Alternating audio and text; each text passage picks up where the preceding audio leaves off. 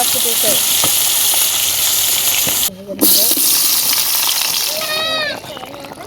এই যে ঝোলটা হয়ে গেছে এই যে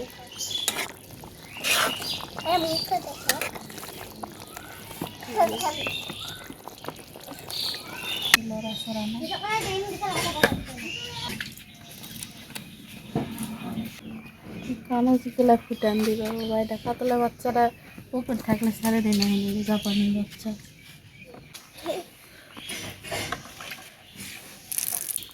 বাবা ঘুরে তাই চলে আসে তো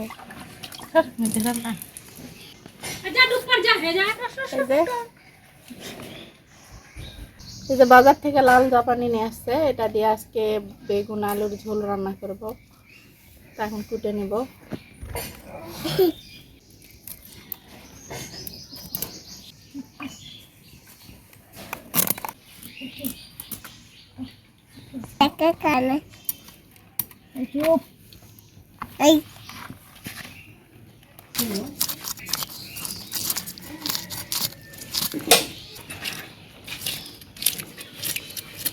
লাল মাছ খাইতে অনেক ভালো লাগে তো এই কারণে এই যে আজকে বাজার থেকে নিয়ে আসছে সাথে এই যে সব কিছু একবারে মানে মাছটা কিনে নিছে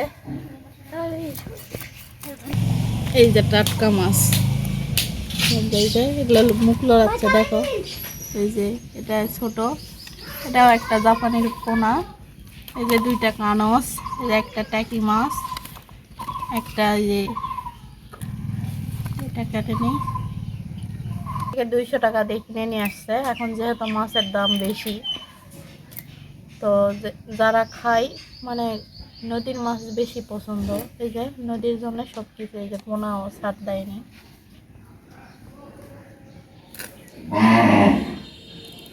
নদীর মাছের কারণে এই যে তেলাপিয়া একটা কানস দুইটা জাপানির বাচ্চা দুইটা তারপর হলো ছাটি মাছ একটা আর এই যে বড় জাপানি দুইটা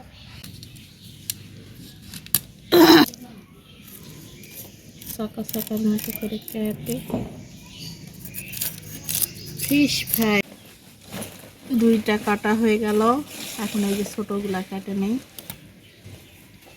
আর ভাজি করে খেতে হবে ছোট মাছ আমাদের যদি পুকুর থাকতো তো এই যে জাপানির বাচ্চাগুলো ছেড়ে দিতাম কিন্তু কপাল খারাপ পুকুর নাই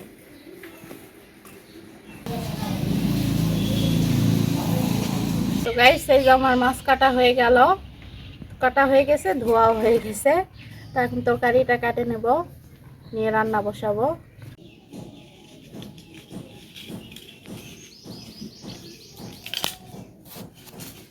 এই যে বেগুন কেটে নেব আজকে যেভাবে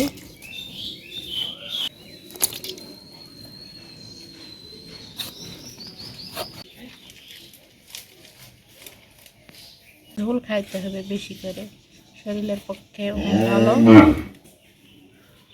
আর ছেলে মানুষেরা ভাজা ভর্তা এগুলো দিয়ে ভাত খেতে পারে না কারণ ওরাই খাটাখাটনি করে এই কারণে ওরা সবসময় ঝোল ডাল এগুলো খেতে হবে এই যে বেগুন আলু ও কাটা হয়ে গেছে ধুয়ে নেব এই যে বেগুন কেটে নিছি লম্বা করে আর এই যে আলু কেটে নিছি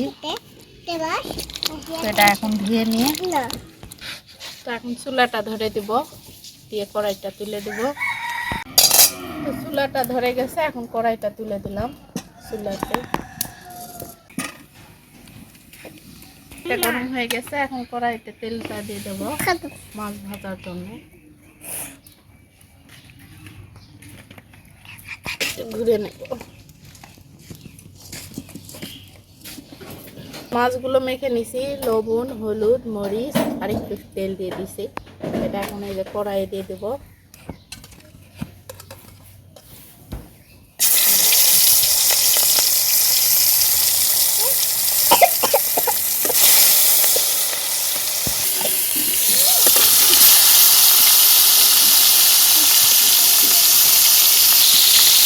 রান্নার হাতুর দিয়ে দেবো হাতুর দিয়ে দেবো ডিমগুলা ফুটেছে মাছগুলা ভাজা হয়ে গেছে এখন তুলে নেব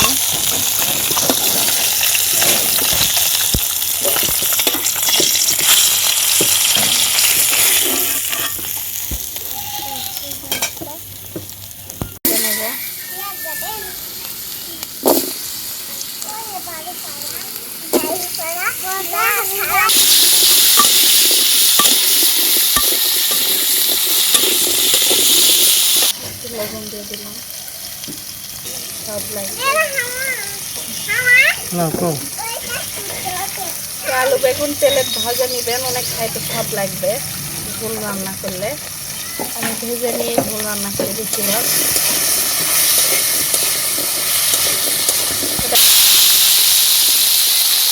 তেলটা মাছ ভাজা তো এরকম একটু কালচা হয়ে গেছে, তাও তেলে ভেজে নেব।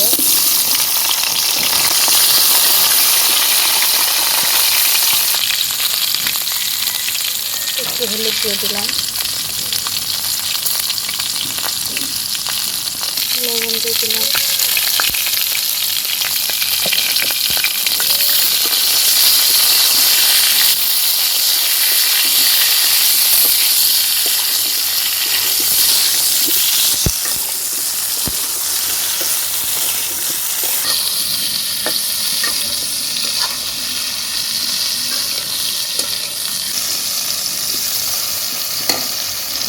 ডিমটা ভাজা হয়ে গেল। এখন বাটিতে তুলে নিচ্ছি।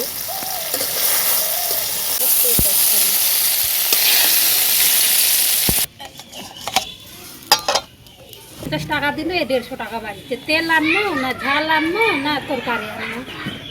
এই কড়াইটা গরম হয়ে গেছে, এখন আন্দার মতন দিয়ে আসি, নাহলে হবে না। আলু নিমো 1 কেজি, নাহলে 1/2 কেজি। তো মশলাটা কষা হয়ে গেছে। এখন এখানে তরকারিটা ঢেলে দেবো। দিয়ে দিলাম বেগুন খুশ।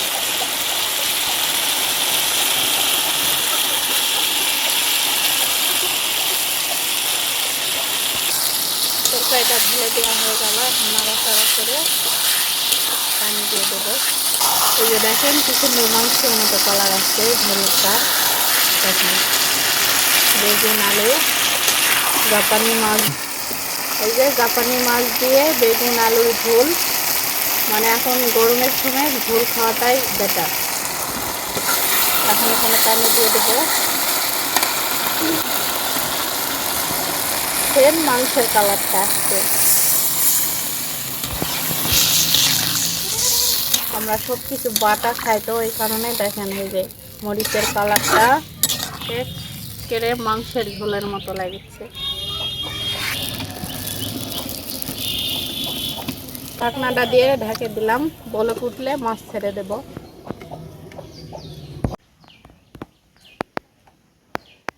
তো এই তো ঝোলটা বলক উঠে গেছে। এখানে এখন মাছগুলো দিয়ে দেবো। প্রথমে মাছের মাথাটা দিয়ে দিলাম,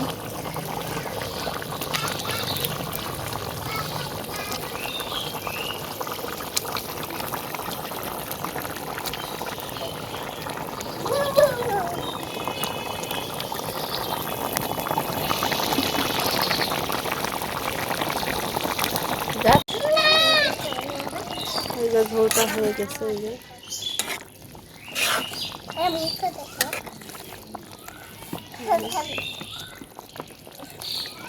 তো আমার জাপানি মাছের ঝোলটা হয়ে গেল। বেগুন আলু জাপানি মাছ দিয়ে পাতলা করে ঝোল রান্না করলাম।